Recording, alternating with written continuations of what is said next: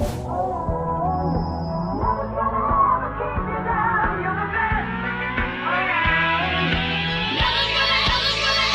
phone, I've got the magic man himself, Mr. Paulie Malignaggi. How are you, sir? I'm good, mate. What's going on? All good, all good. Obviously, Paulie, you've been in the boxing news media for the last few weeks, especially more so since you left the Mcgregor camp. Another thing about me, somehow I'm always in the media. I don't understand it either. I'm like a Kardashian. Which one? I don't know. If I had to be a Kardashian, which one would I be? Paulie, only one place to start, really. How did you feel first about Dana White releasing that short bit of footage with you and CONOR sparring, which has got everyone talking?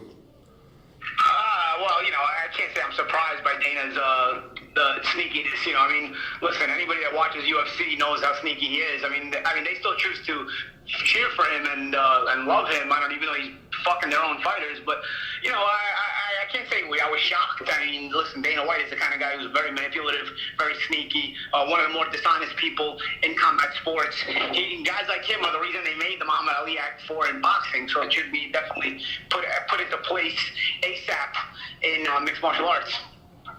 When we first saw the picture of you on the canvas, obviously there was a lot said between you and CONOR's camp about that. Did you believe that the footage, or some footage, they would sort of release at some point after that initial picture went out? I wasn't sure, because honestly, I didn't realize they were actually recording the sparring. I knew there was a camera recording the sparring as a surveillance camera, which is the security cameras inside the gym, so I knew video existed. I didn't know that the guys with the cameras off to the sides of the ring were also recording, because I had been assured that those guys were just taking pictures. Not that it matters, because I wanted there to be video somehow if there's something sneaky came up. I just, obviously, I'm not really going to get to see it if they edit it this way, But I can't say I was surprised, and I can't say anything surprising, because you're dealing with Dana White here, who's obviously a sneaky prick. Conor Mcgregor is almost has woman-like qualities in that he's almost like a gossip woman, like a wash woman, where how like wash women and gossip women, they kind of make stuff up as they go along, and they distort the truth and they distort the facts and so on and so forth, and just to make things interesting for them. I think there's a lot of feminine qualities in Conor McGregor, but that's up to him. I mean, the main reason why you decided to leave the camp, can you just tell me the main reason you decided? I mean, we know that the footage subsequently and also the original photos had something to do with it, but the main reasons why you left camp. I think there was a be all end all to it for me, where it was just annoying, but there was a lot of things involved, and it kind of just built up to the point where I said, this is just not here. I'm just not here for this. If I stay here, they're going to continue to make my life miserable. That last day I was there, they told us to show up to the gym at 3:30 only to tell us we couldn't work out. Like they made us show up to a gym at a different time than our schedule, just to tell us when we got there we weren't allowed to work out. So it was like little games they were playing. The home they had us staying in looked like a crack house. Then they tried to play to the media like it was the other half of the trainers were staying at. Like that was the place I was staying at. It wasn't. I was in some ghetto area house. And I hadn't complained about that either. Then the pictures came out. It was a lot of things. Making me spar 12 rounds right off a cross country flight. I did it, but I knew the intentions weren't very good when they had me do it. Also, like I said, I'm a team player once I'm in camp, I'll try to give you what you need.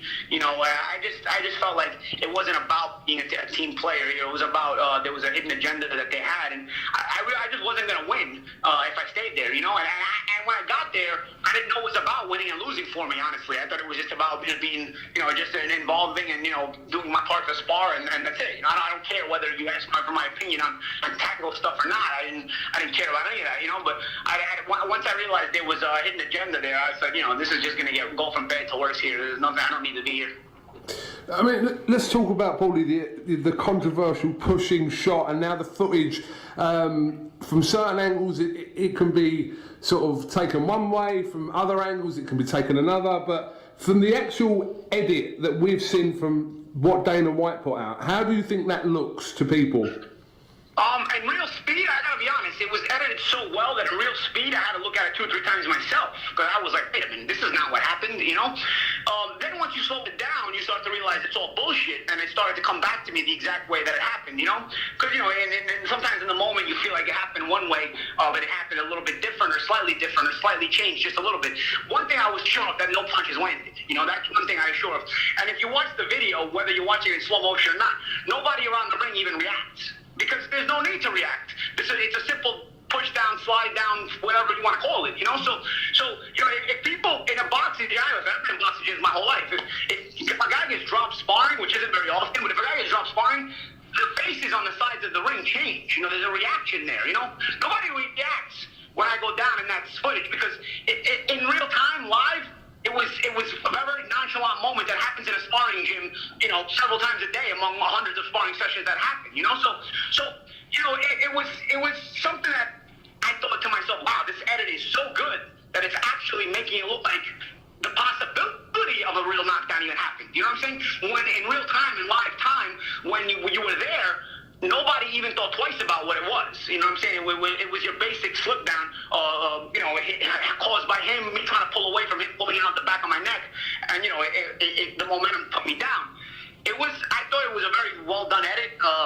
Dana White talks about Steven Spielberg. Dana White's more like the Pillsbury Doughboy than Steven Spielberg, if you really want to look at it. You know, I mean, the guy's the only guy in Vegas who needs a tan with all that sun there, and he gained about 100 pounds in the last year. So the ugly fuck has to understand that, you know, it's not about his editing. It's about, you know, they have the money to get the proper guys to edit a video, and that's what they did. So on that particular day, how many minutes of sparring, or how many rounds did you do particularly that day? We did 12 rounds. We did 36 minutes total. So what haven't we seen then? What can you, in your opinion, what haven't we seen? We've seen literally about 30 seconds of footage. You didn't see the fact that Conor didn't even get the best of that sparring. You know what I'm saying? You didn't see anything. You didn't see the fact that, think about it, you have 36 minutes to choose from, and they could not find even 20 seconds running concurrently, 20 seconds out of that whole sparring, out of 36 minutes of sparring. They could not find 20 seconds in a row and running concurrently where he has the clear advantage throughout that 20 seconds.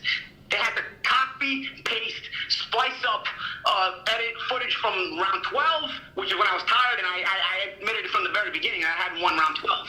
They had to take it and link it to the part of the round, the other round where I had gone down, just to try to make it look like something had landed previous to me going down, because in the footage of me going down, nothing lands. So you have to make it look like something's landing, so in that regard, you know, then you can legitimize this quote-unquote knockdown, you know? It was very good editing, very well thought out. Then you need plenty of idiots. One thing about a con job, which, mind you, you can't spell Conor without the word con, C-O-N. That's pretty funny, ironic in and of itself. You know, one thing about you need when it comes to a con job is you need a lot of idiots to watch the video. You need a lot of idiots to like be on board here. You know what I'm saying? Like none of his footing on the shots where I go down, he's not planted on any of the footing, on any of the shots. So you can't get any weight on it. You can't get enough weight on it to drop somebody anyway if you're not really planting like that. You know? He's got 1 foot off the ground, off balance when he's throwing the left hand, and misses. It goes over my head. Then the little short right hook he tries to throw inside when he's holding the back of my neck. His back leg is sliding off to the side. So you're throwing a hook with your back leg off to the side, you know, and not planted. You're not going to get any leverage on it anyway. But anyway, that shot misses it regardless. So it was a very difficult edit for them to put together. That's why it took 10 days. Must have been very difficult for them to find any part of the spar where they had an advantage, because they couldn't even, like I said, you get 1 minute on Instagram. I'm sure you know this. You get a full minute of video on Instagram. They couldn't find 20 seconds running concurrently that he had an advantage of, a distinct advantage, where you could just let the 20 seconds in a row play and you could see his dominance. That is what they were working with, and it took them 10 days to put that together. I thought it was pretty pitiful, honestly, but in reality, it's almost cute. It's adorable, because you know they're trying so hard. You know, because let's face it, most people don't think he's got a shot. Most people actually laugh at him, especially after you saw the media workout. They're laughing at the guy. You know, the guy doesn't even have to throw a punch. So it's almost, he's become like the running joke in boxing. You know, so it's adorable how he's trying so hard to convince the world, like, hey guys, no, I can do this. I can win this fight. And then he starts predicting 4th round knockouts and all that. He thinks he can punch. You know, enough people people told him he can punch, whether he actually thinks he can punch. So now suddenly he says he's giving people concussions in sparring. You know, we're talking about boxing here. In boxing, you don't know how to play your feet, you know, in order to get the respect of your opponent. I was walking him down for most of the sparring session. You know what I'm saying? The guy doesn't have punching power that's respectable enough and consistent enough in that regard to not make you walk him down. You know, that's my curiosity about everything, you know? And more so than anything, if anything, they gave up their cards in that video. Because what is he constantly doing in that video, Coogan? He's pushing my head down constantly on both edits. Either in the last round edit where he lands a couple of shots, and in the edit where, and the part where I go down, he's pushing my head down constantly. He's throwing rapid punches. So if anything, they've given up their cards in that he constantly throws rapid punches and pushdowns. You couldn't find 20 seconds running concurrently where you have an advantage. But even in edited footage, you couldn't find any footage where he's not constantly pushing somebody's head down or throwing rapid punches. So in reality, they now expose themselves to the refereeing in this fight. And they only have themselves to blame. They shot themselves in the foot. Because now everybody realizes what this guy does. Do you think before next Saturday that we're likely to see any more of that footage from that spar? And is that important to you, that we do, or not really? Listen, the way they want to edit it doesn't really matter to me. They're going to edit it to look like the advantage, right? I mean, if the full sparring comes out, it's 12 rounds, it's 36 minutes, and Conor's wearing gray shorts the whole time. Because let's face it, they're liable to try to mix up the first sparring with the second sparring and put different footage of different sides, right? And I've already said the first spar was probably his advantage, more so to his conditioning than any kind of skill set he has. But, you know, you need 12 rounds, you need 36 minutes, and you got to count the 36 minutes because obviously after this kind of edit they've put together, anything is possible. Everything is sneaky. You know what I'm saying? You know, they're liable to put one round and switch with another round. Like, it's very, very sneaky. So at this point, does it really matter what comes out for me? No, because I can't really trust what they're going to do.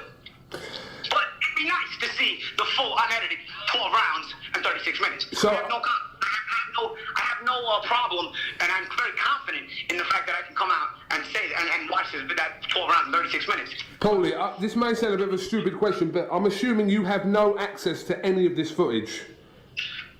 I have zero access to the footage. I didn't even know they were recording from that angle. You know what I'm saying? Like, I thought only the security cameras were recording, and that was by process of the fact that they want security cameras in the gym. You know what I'm saying? You don't have a choice but to have security cameras in the gym.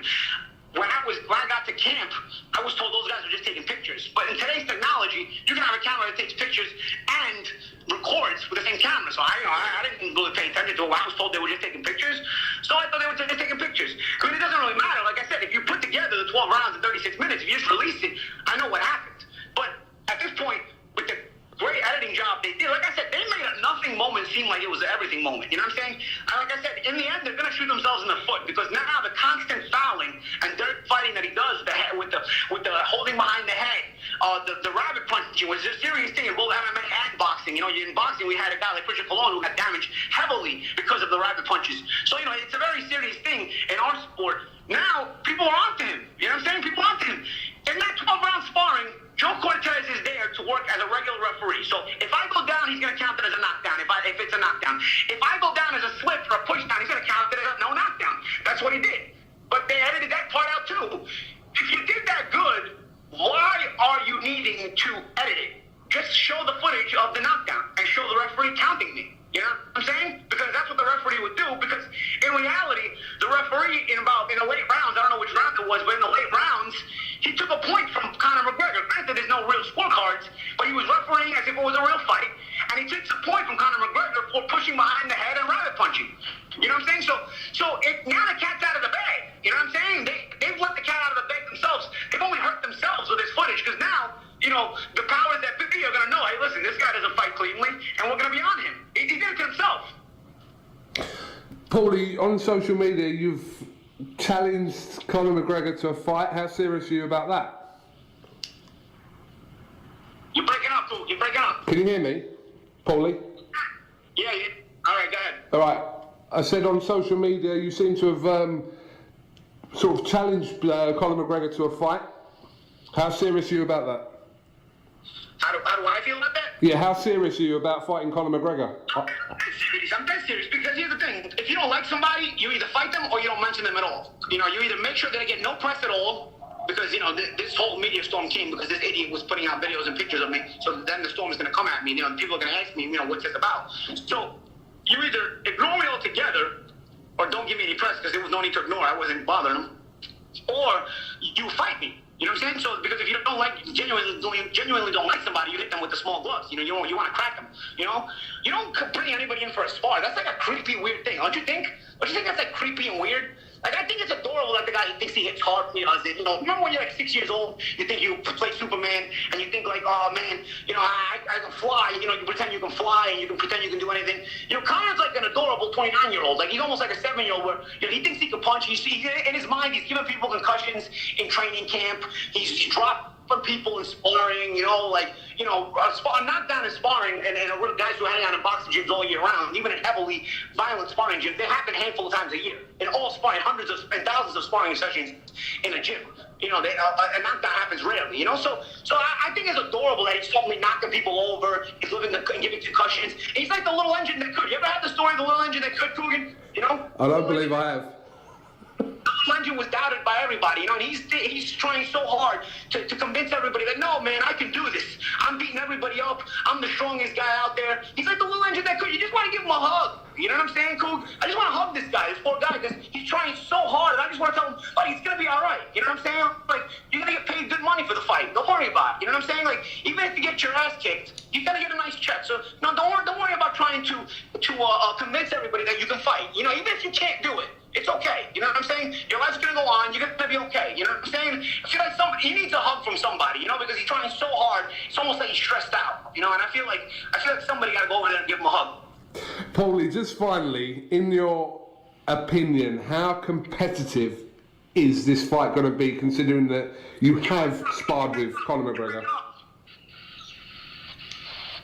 I can't talk about the competitiveness of it because, you know, I work for a network that's selling pay-per-views, so I can't go one way or the other, you know? But there's, you know, from a tactical standpoint, you know, I'll get more into it on fight night. Obviously, you favor the boxer, but, you know, reasoning why and tactical stuff, I'll get into it more on fight night. Okay. Oh, we can leave it there then, Paulie. Listen, thank you very much for doing this. I'm sure we're going to catch up with you next week at some point. So, for sure. Should be a very interesting week, I'll say that.